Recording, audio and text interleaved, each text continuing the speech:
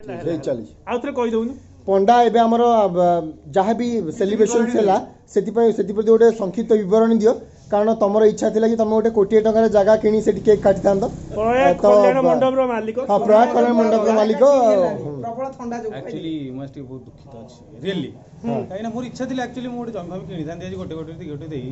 जमी किणी ता ऊपर गोटे टलर फलर चले पूरा रोलिंग करथांती गोटे बर्थडे पूरा गोटे स्टेज बनै था मना कले सर मना कले कले 5000 टका दियो केवल तहसीलदार परमिशन दे कथा है परमिशन देइले मु कर देई थांती आज मु बैंक उठे दी ऑलरेडी घरे कैश पाई ना एडी जति खेला अच्छा ना ए विषय अच्छा श्रीमान स्वयं विकास मिश्र ए पूर्व जहाँ भी आम पंडा विवरण दौले एतरे सत्य सत्य संपूर्ण मिछ हां संपूर्ण मिछ सांगर बर्थडे पे जने 5 डिमांड करे कोन पे बता नै हमर